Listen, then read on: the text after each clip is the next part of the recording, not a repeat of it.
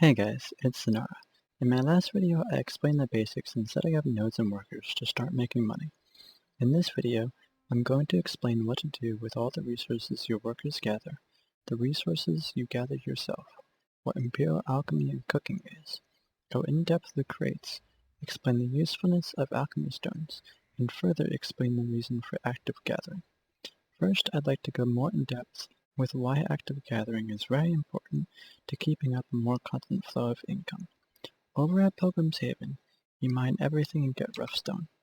On top of the rough stone, you get either iron, copper, zinc, silver, and or tin from each gather. The rough stone can be turned into blackstone powder, which is necessary in crafting grades. Another method for getting blackstone powder is grinding crystals that you get from doing world bosses. The last method, which I rarely need to do, is by buying cheap crystals off the marketplace to then grind up.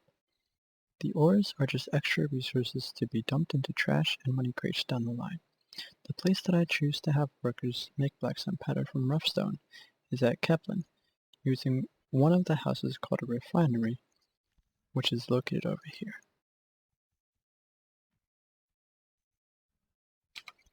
Lynch Ranch is useful for the sheep blood, which is used in making sinner's blood through alchemy, for various recipes and to refuel alchemy stones. You can restore an alchemy stone's durability by opening up your inventory, clicking here, and under the Recharge tab, putting in the alchemy stone, putting in the amount of sinner's blood, and simply hitting Recharge. The ranch is also useful for sheep meat, which is used in cooking recipes. The saps collected at Baraki Den and Hex Sanctuary are used in alchemy recipes.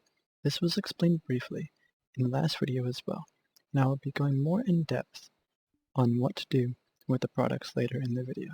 Now I'd like to talk a little about alchemy stones, specifically alchemy stones of life. These alchemy stones decrease cooking and alchemy time by a certain amount, increase processing rate, increase weight limit, increase gathering and fishing level, and most importantly, increase gathering drop rate, which includes the drop rate of hards and sharps. The increases and amounts of benefits you get depend on the tier and quality of the stone itself.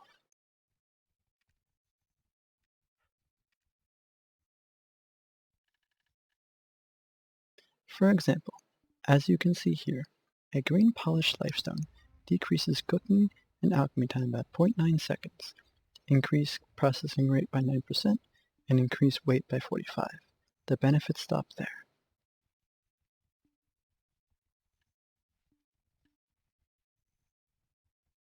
You'll see with a blue polished lifestone, the values of the benefits are the same, but you get one more benefit, which is +1 to gathering and fishing.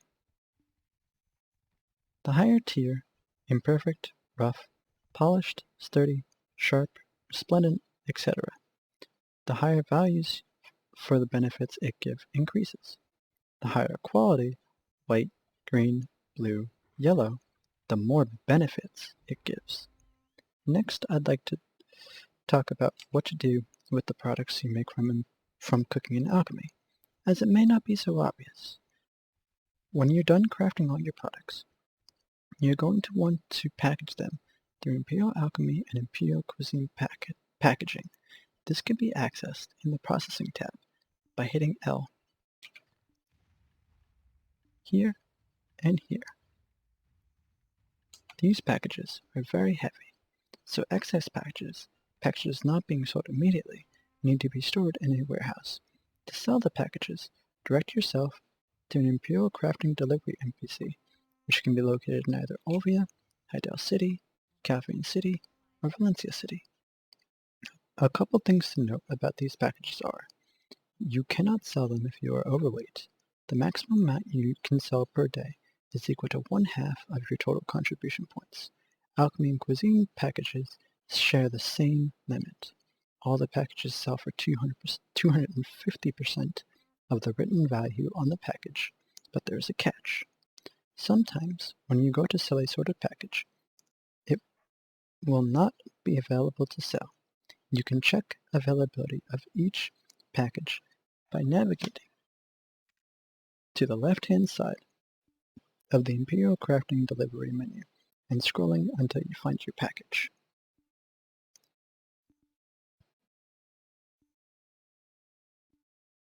As you can see here, all the lists for cuisine, all the lists for alchemy,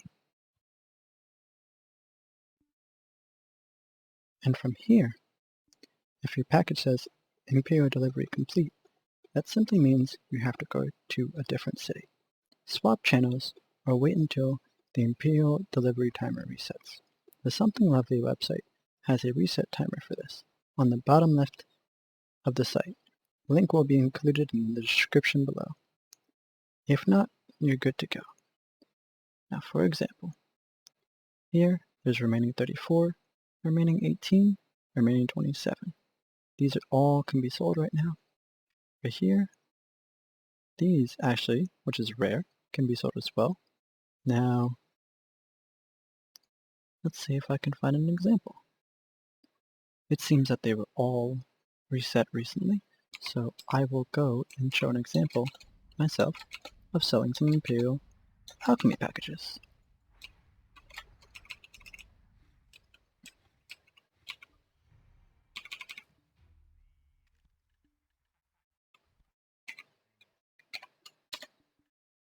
As you can see, 10 has me overweight, but now that I've used my alchemy stone, I'm no longer overweight. And then I go back and simply sell them.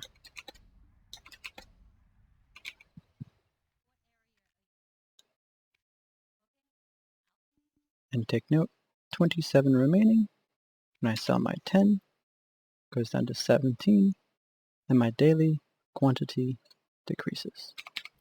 Now excuse me while I turn in the rest.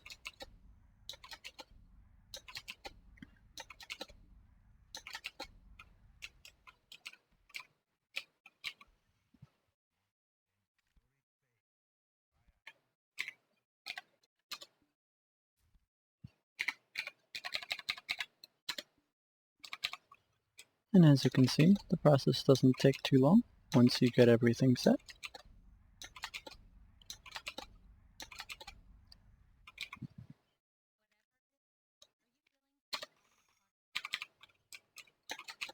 And the limit should be down to 7, so I'll go back one more time.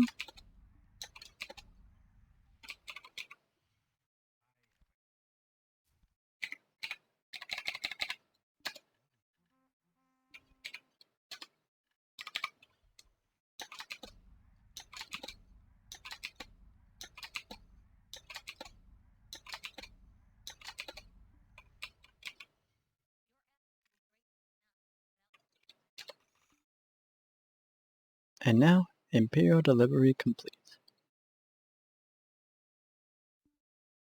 If you didn't catch what products to make with the resources you and your workers will be gathering that make the most profit and or the most convenient to get, for Imperial Alchemy, these include pure powder reagent plus clear liquid reagent, for packaged, which packaged, turn into Apprentices Alchemy boxes, Mentality Elixirs, for skilled alchemists Elixir of Mentality Alchemy boxes, and Demi-Human Hunt Elixirs, for professionals Elixir of Demi-Human Hunt Alchemy boxes.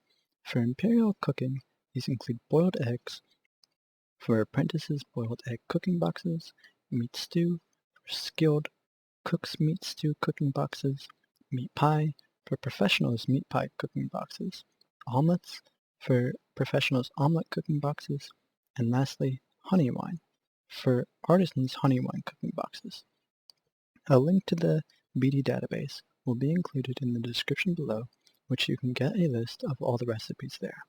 For each package you sell, you get one Imperial Cuisine or one Imperial Alchemy seal, depending on which type of box you sell, which can be stacked up and later turned in for things that can make you even more profit, such as heating regular crystals with their respective essence into black magic crystals and selling them on the marketplace.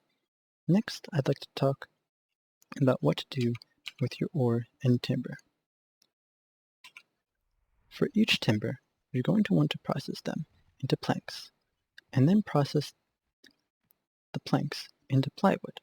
5 fir, cedar, and birch plywood, plus 1 blackstone powder are the materials needed for a caffeine timber crate. 5 acacia and white cedar plywood, plus 1 blackstone powder are the materials for a Medea timber crate, 5 ash and maple plywood, plus 1 blackstone powder are the materials for a Balanos timber crate. All these crates should be crafted over here at Trent's wood workbench.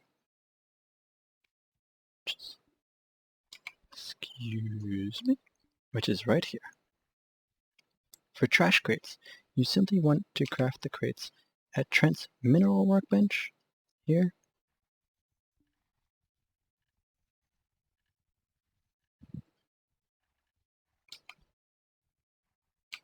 And by now, you should have enough contribution points to temporarily invest in Imperial's mineral workbenches over here. All of these, 1, 2, 3, and there is a 4th over here if you have even more contribution points. These crates, trash crates, are iron ore and copper ore crates, which materials are 10 iron ore plus 1 blackstone powder, and 10 copper ore plus 1 blackstone powder, respectively. For the ingot money crates, you're going to want to process iron ore into melted iron shards. Then process those shards with coal to make steel ingots. 10 steel plus 1 blackstone powder are the materials for a steel ingot crate. Other ingot money crates are brass and bronze. For brass, you're going to want to process copper ore into melted copper shards, zinc ore into melted zinc shards, then process the copper shards and zinc shards together to make brass ingots. 10 brass ingots plus 1 blackstone powder are the materials for a brass ingot crate. For bronze, you're going to want to process copper ore into melted copper shards, tin ore into melted tin shards, then process the copper shards and tin shards together to make bronze ingots. 10 bronze ingots plus 1 blackstone powder are the materials for a bronze ingot crate. Something I should mention about processing and crafting, and crating, rather, is that all processing must be done by you, not your workers, for the maximum yield. All the crates can only be done using workers. Lastly, I'd like to talk about the trading aspect of crates. In order to get the maximum profit from the crates, you'll need to make all the money crates in Trent have Trent to Valencia City connected, which is around 20 contribution points through the ocean or 35 contribution points through land. Have Master 2 trade and haul them to Valencia City yourself, not by transportation. To get to Master 2 trade is where the trash crates come in. You'll also want to connect Arahaza town for a longer distance bonus, since the desert buff doesn't apply until Master 2 trade. What is distance bonus? The amount of extra silver and EXP each crate you sell will give you. Take note, the crate's city of origin needs to be completely connected to where you're going to be trading. Arahaza for trash crates, Valencia City for money crates, in order to receive the distance bonus for more money when selling the crates. To maximize trade EXP, you'll want to have a value pack, 10% life or trade EXP combined through pets, a GM blessing buff, the guild life EXP buff, a loyalty life EXP scroll, a perfume of swiftness, time elixir, whale meat salad, and at least a +2 trader's outfit when selling your trash crates at Arahaza. The GM blessings are obtained through events/compensation. The guild buff, well, through guild skills.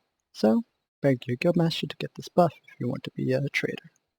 The life EXP scroll through the loyalty shop, and the rest of the items/food/buffs can be obtained from the marketplace.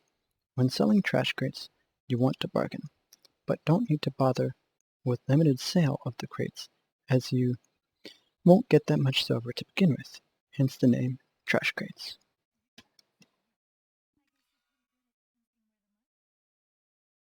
If you're unfamiliar with bargaining, it's a minigame It costs 5 energy per attempt. And upon successful bargain, you get a % increase of sale profit per crate during that trip to the trade manager.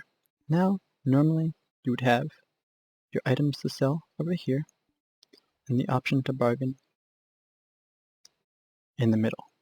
You would play the minigame, and then you would either have the option to sell all or sell individually. Other methods, which I won't get into because they were either nerfed or, to me personally, very boring to get to Master 2 trade, are rolling and wagon trading. What is the desert buff? It is a buff that you can obtain for 100 energy that lasts a short amount of time, only obtainable at Master 2 trade or higher, which increases sale profits in the desert by 50%. Note, the buff does not apply in Arahaza Town, so all money crates need to be sold in Valencia City for maximum profit as stated earlier. The last note about crate trading is currently, when you sell an X amount of crates, the value of the crate will decrease slowly from a maximum 130% base to as low as 80% base. This is channel and time based. If you want the maximum amount of profit possible, sell 100 crates and swap channels to rinse and repeat the process. If you're lazy like me, there's a change coming to the crate trade system, which I am stacking crates for, where no matter what, the base value of crates will be 100%. It is unclear when this change is coming to the NA/EU servers. That's it for this video. If you enjoyed the video and or found it insightful, leave a like and or subscribe. Comments are always welcome. Thank you for watching, and see you next time.